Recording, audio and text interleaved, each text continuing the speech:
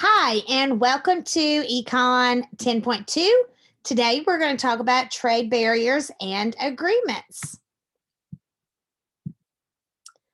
So let's look at our key terms for this section. Trade barrier. This is going to be a means of preventing a foreign product or service from freely entering a nation's territory. We do have trade barriers. Probably the biggest one I know of are Cuban cigars. We have a trade barrier for those coming in our country. They'd be illegal to have them here because there's something between U.S. and Cuba. But we will not allow their products into the United States. And supposedly, I don't smoke, but Cuban cigars are really good. A tariff. That's a tax on imported goods. So when we import goods from other countries, there's going to be a tariff on it. And we've talked about that. They put tariffs on these so that the price becomes a little more comparable with what we're manufacturing in the United States, or else we might be buying everything from overseas, and that would hurt the American economy. Import quotas. These are set limits on the amount of a good that can be imported. Again, we want to make sure that we are not importing things and then leaving nothing for the American people to manufacture. Sanctions. These would be actions a nation or a group of nations take in order to punish or put pressure on another nation. There have been some sanctions in the past couple of years on other nations just for like maybe the way they're treating other people, like if there's wars or something, if they're just political unrest, things like that. Embargo, this would be a ban on trade with a particular country. I do believe, we have one with Cuba. Trade war, this would be a cycle of escalating trade business. Maybe you're sitting there and you're trading back and forth. Protectionism. This is the use of those trade barriers to shield domestic industries from foreign competitions. So maybe like if it was farming and we were barely selling what we're manufacturing here in the United States, we might invoke protectionism to keep from importing other produce like corn or things like that until we sold all of what we produce in the United States. Infant industries. These are going to be industries in the early stages of development. Think back to the early 2000s. Amazon.com was in its infancy. Yeah. Now, no, it's like a big great grandpa. Free trade. This is lowering or elimination of any tariffs and other trade barriers between two or more nations. So that would be literally you're freely trading and there are no taxes, tariffs, anything added to it. The World Trade Organization, the WTO, this is an international organization and it's founded to try to make trade more free, to do that free trade. And then there are free trade zones. That can be a region where a group of countries agrees to reduce or eliminate trade barriers. So, maybe let's just say all of a sudden we had one with Canada and Mexico. We'll trade with those two countries free of tariffs. But other people we might not. So we might say that's a free trade zone in North America. Now, would you be willing to take part in marches or strikes to protest against a trade policy? We've seen in the past couple of years strikes and protests for other things, but what if it was just for a trade policy? In Colombia, they did have one in August of 2013. There were more than 200,000 citizens. They were blocking roads and basically they were voicing opposition to the U.S. Colombia Trade Promotion Agreement. It was having a negative impact on their lives. And so they literally went and were protesting to try to get things changed. In 2013, here we have some demonstrators in Thailand, and they were protesting talks on a free trade agreement between the European Union, the EU, and Thailand. So that would have made trade pretty much free of any tariffs or anything like that. But the farmers feared that extended patents on plant varieties would force them to pay more for seeds. So they were worried that they would be having to pay more for seeds from the European Union. And so they wanted and not getting as much in return for what they're exporting. So they went and demonstrated against this as well. If we look at the average tariff rates, they were pretty high back in the early 1900s. They fell right below the Great Depression and then skyrocketed back up. But if you look from about 1980 until 2010, they've been pretty steady, very steady. And it makes you wonder, communication is a whole lot better. Just like we can get on the internet and we can search prices of stuff local, we can do that worldwide as well now.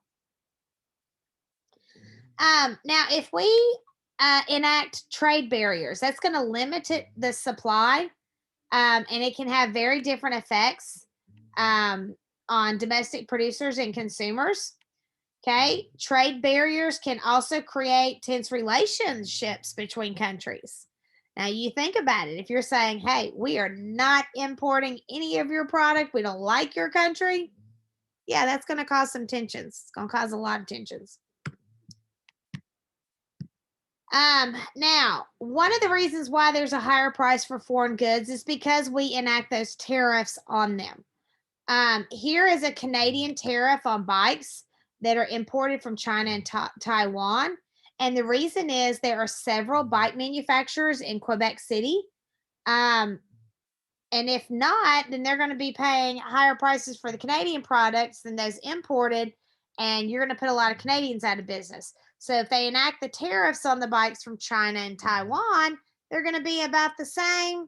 Yeah, you're going to give the people in Canada a fighting chance in the industry. Now, beef wars. We learned in 10.1 that the United States is the largest producer of beef.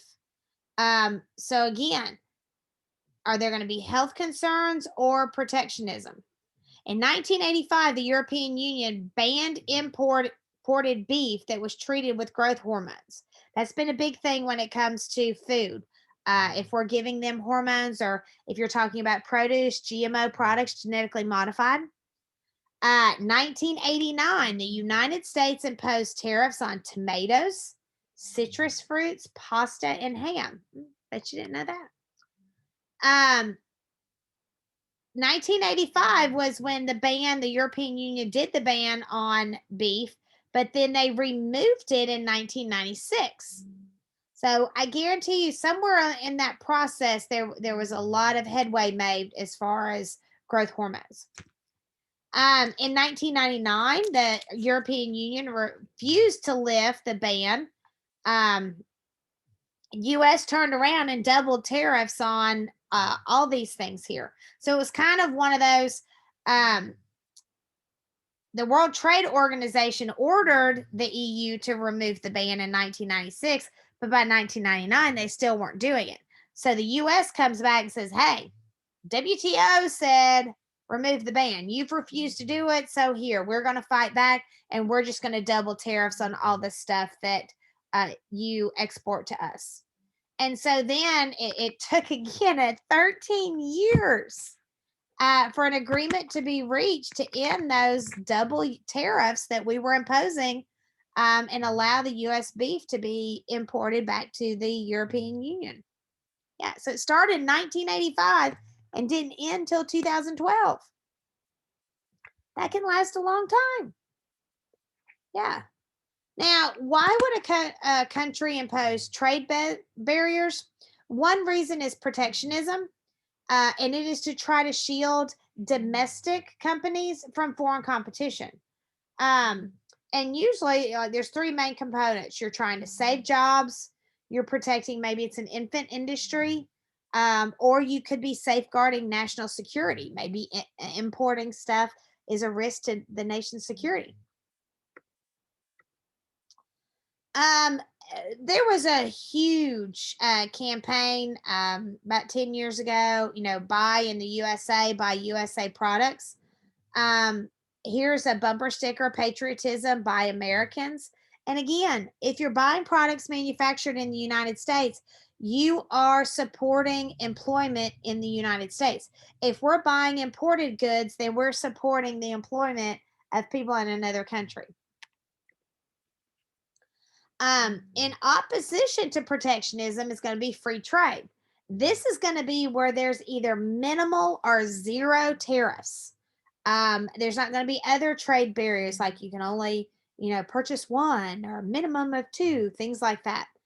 Um, Supporters of free trade argue that it's the best way to pursue comparative advantage. It's also going to raise living standards and cooperative relationships among nations. You're going to have those in opposition that are going to say, well, it could take jobs away from Americans, things like that, hurt infant businesses.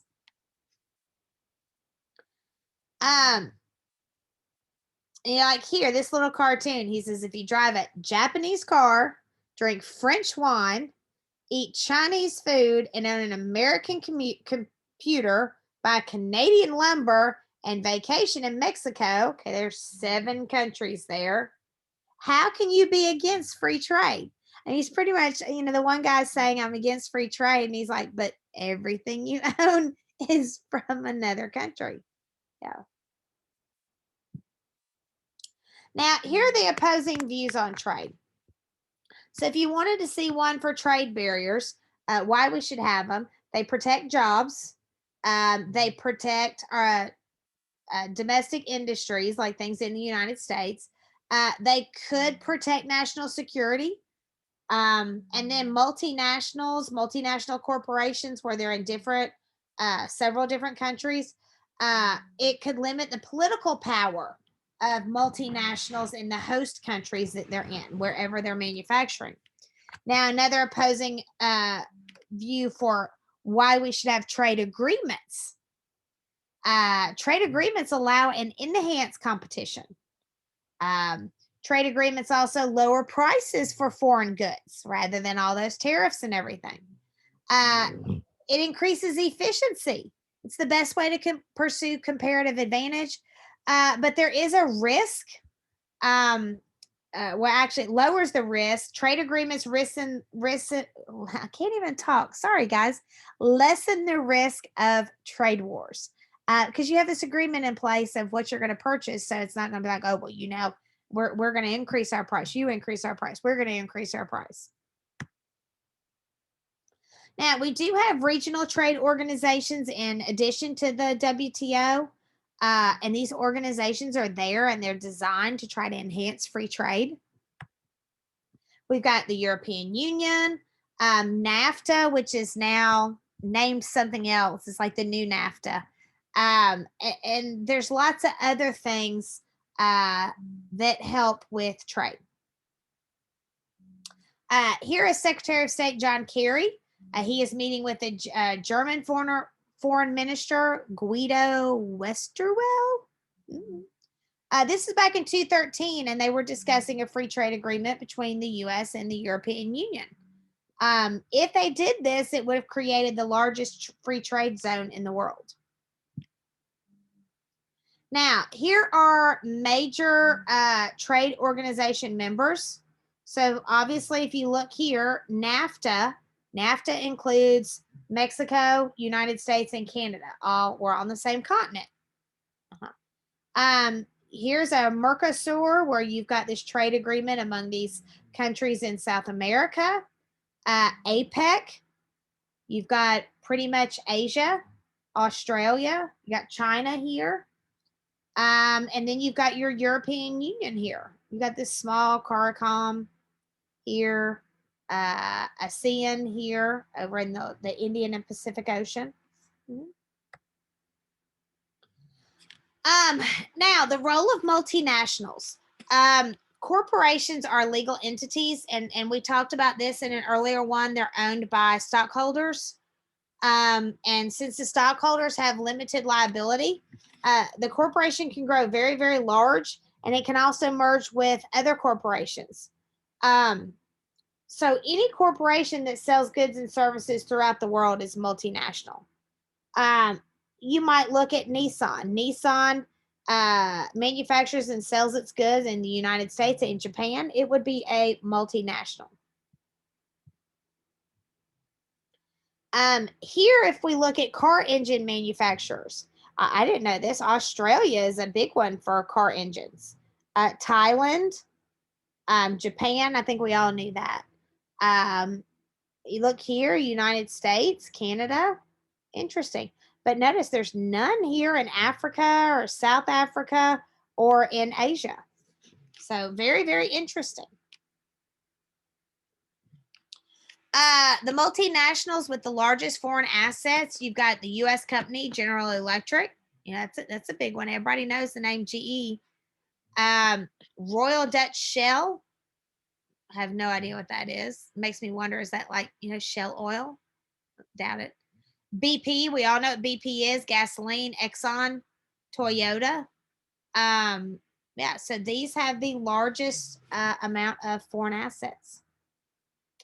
And that is the end of 10.2. Hope you enjoyed it. Get your homework done, and I'll see you for the next lesson.